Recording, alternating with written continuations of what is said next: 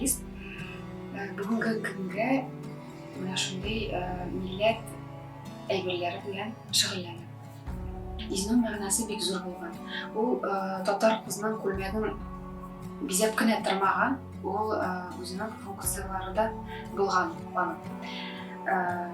Хатын-кызлар алар бала имезгәннәр, шуңа күрә монда күлмәктә йөрек булган.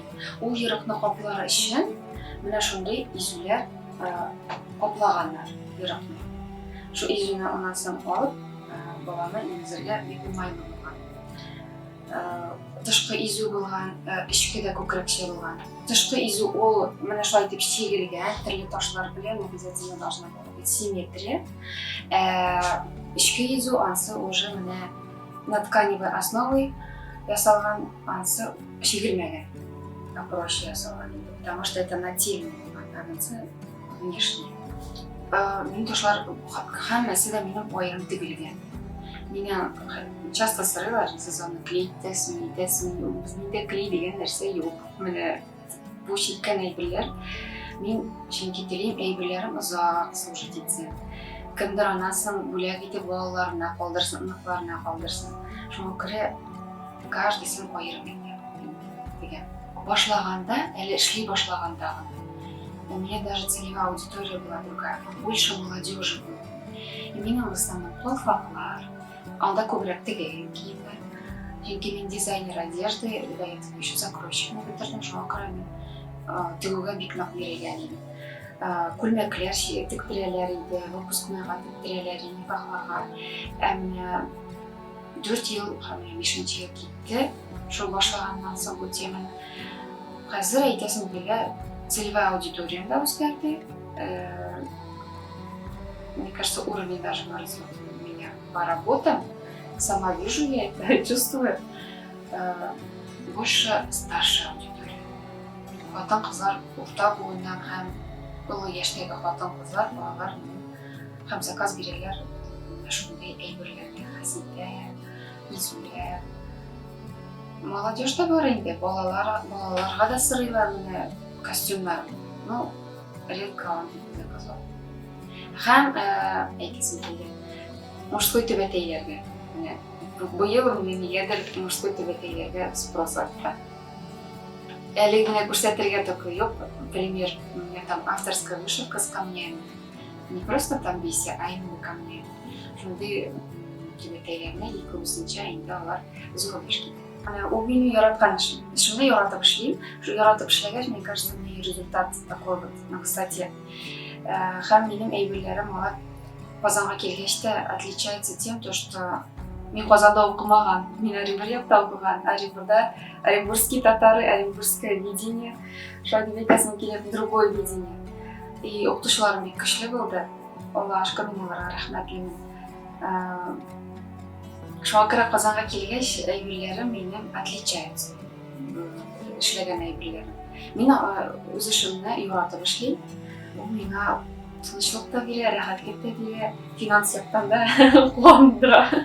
Мин изүгә сразу килмәдем. Даже уйлыйм, нигә мин күптән аны эшли башламаган. Әйтәсем килә, куркып тормагыз. Прям башлагыз эксперимент белән. Бузылган әйберләр күп миндә, үземдә дә, как мастер әйтәсем килә, менә берне эшләдек, и шундук менә ай матур. Юк, черновиклар, ниләр, менә шундый бузылган әйберләр пробный, алар күп була. Әйтәсем, менә киңәшем куркып тормаска, пробовать, делать. И шунда менә рождается шедевр. Менә шундый япашыл булган. Воротниковая застежка или по-другому шейно-нагрудное украшение. Хатын-кызларда, татар хатын-кызларында бик популяр әйбер булган. Популяр украшение дисез. Менә шундый төстә дә бар. Менә алар ике төстә, ике төрле.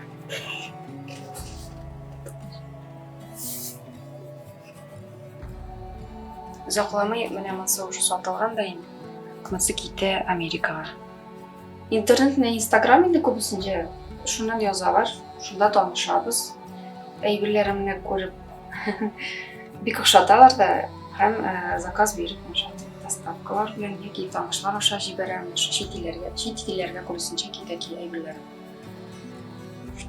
Шундай. Менә моны мин беренче мәртәбә ясадым. Бу айчык, лунница дип атала. Менә бу әйбер. Әле пока что только пробую. Мне кажется, будет очень много вариантов. Алда, в дальнейшем пробовать буду делать вот такое ли. Чөнки ул татарларда тоже булган. Шундай ни. Шейное украшение лунница дип атала. Но ул намного реже очрата, намного реже очратам менә китапларда, чем вот это вот яка чылбыр. Яка чылбыры ул менә любой костюмда, любой музейда, наверное, татарский, посвященный татарской теме, алар очрата үзүсен. Хасита кебек. Но хасита ул кыйммәтлерәк. Бу түбәтәйне мин ясадым үземнән коллекцияга. Коллекция одежды. Шуңа нидеп. Һәм бу түбәтәй безнең показга да барып кайтты Ташкентка татар костюмнары белән бергә. Шу. Менә шундый менә изүләр. Менә бу исторический образец уже оригиналы. Әйтәсем килә, все сделано, барысы да ясалган на основе симметрии. Одинаковый ташлар булмаса да, тырышканнар ясарга менә куярга. Бер төстә яки бер формада. Шулай итеп. Һәм миндә шулай итеп ясыйм. По принципу симметрии. Тут центральная часть. И вот такие будут боковые части. Броши, допустим, наши деньгар. Вак нарцелер. Мастер-класс по хасите я не даю, потому что у меня она запатентована, вот эта вышивка.